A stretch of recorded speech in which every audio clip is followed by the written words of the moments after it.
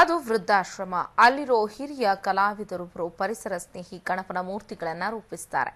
ಅವು ಬಹಳ ಸಹ ಮತ್ತು ಸುಂದರ ಕೂಡ ಇರುತ್ತೆ ನೋಡ್ಲಿಕ್ಕೆ. ಮೊದಲ ನೋಟಕ್ಕೆ ಆಕರ್ಷಿಸುತ್ತವೆ, ಭಕ್ತಿ ಭಾವವನ್ನ ಮೂಡಿಸುತ್ತವೆ. ಬಹಳ ಕಾಳಜಿ ಇಟ್ಕೊಂಡು ಅವುಗಳನ್ನ ನಿರ್ಮಿಸಲಾಗ್ತಾ ಇದೆ.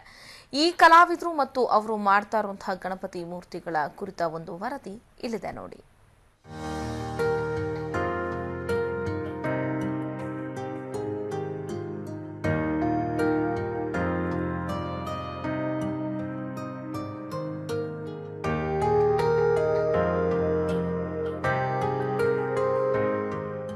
ನಾಡಿನಲ್ಲಿ ಗಣೇಶ ಚತುರ್ಥಿಯನ್ನ ಬಹಳ ವಿಜೃಂಭಣೆಯಿಂದ ಆಚರಿಸಲಾಗುತ್ತದೆ.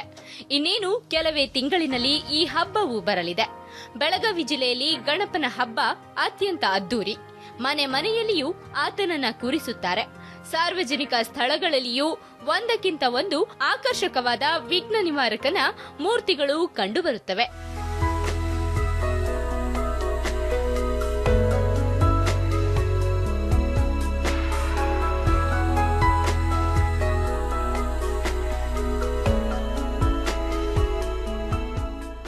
ವಿಗ್ರಹಗಳಿಗೆ ರಾಸಾಯನಿಕ ಬಣ್ಣಗಳನ್ನ ಲೇಪಿಸುವುದರಿಂದ ಪರಿಸರ ಮಾಲಿನ್ಯ ಉಂಟಾಗುತ್ತದೆ. ಮುಖ್ಯವಾಗಿ ಜಲ ಕಲುಷಿತವಾಗುತ್ತದೆ. ಇತ್ತೀಚಿನ ದಿನಗಳಲ್ಲಿ ಈ ಬಗ್ಗೆ ಸಾರ್ವಜನಿಕರಲ್ಲಿ ಅರಿವು ಹೆಚ್ಚಾಗುತ್ತಿದೆ. ಆದ್ದರಿಂದ ಮಣ್ಣಿನಲ್ಲಿ ಮಾಡಿದ ರಾಸಾಯನಿಕ ಬಣ್ಣಗಳಿಲ್ಲದ ಗಣಪನ ಮೂರ್ತಿಗಳಿಗೆ ಬೇಡಿಕೆ ಹೆಚ್ಚುತ್ತಿದೆ. ಇರುವ ಬೇಡಿಕೆಗೆ ತಕ್ಕಂತೆ ಪರಿಸರ ಸ್ನೇಹಿ ವಿಗ್ರಹಗಳು ದೊರೆಯುತ್ತಿಲ್ಲ. ಇಂಥ ಸಂದರ್ಭದಲ್ಲಿ ಆ ವಯೋವೃದ್ಧರು ಸಹಜ ಸುಂದರ ವಿಗ್ರಹಗಳನ್ನ ನಿರ್ಮಿಸುತ್ತಿದ್ದಾರೆ. ಭಕ್ತರು ಪುಳಕಗೊಳ್ಳುವಂತೆ ಮಾಡುತ್ತಿದ್ದಾರೆ.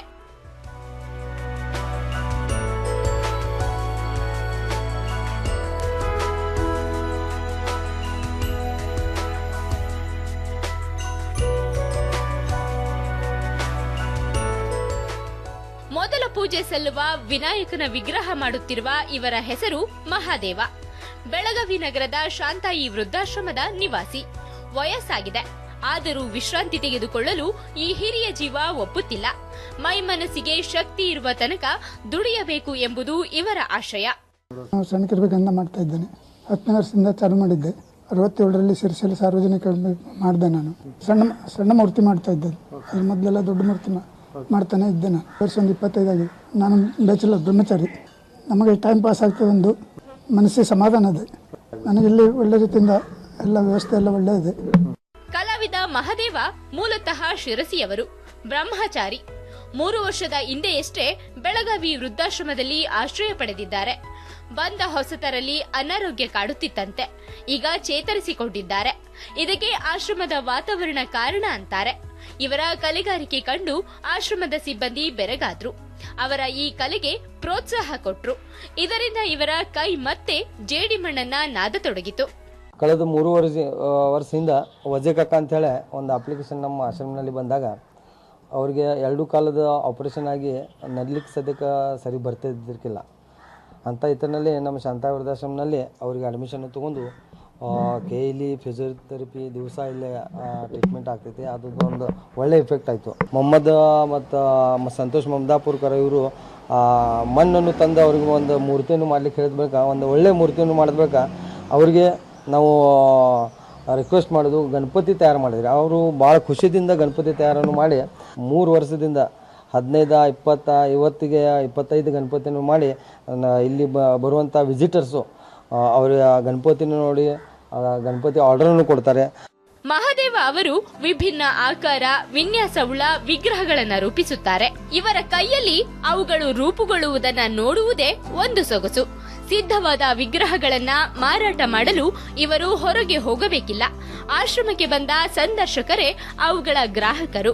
ಅವರು ಬಹಳ ಮೆಚ್ಚುಗೆ ವ್ಯಕ್ತಪಡಿಸಿ ವಿಗ್ರಹಗಳನ್ನ ಖರೀದಿಸುತ್ತಾರೆ. ಉತ್ತಮ ಬೆಲೆಯೂ ಲಭ್ಯವಾಗುತ್ತಿದೆ.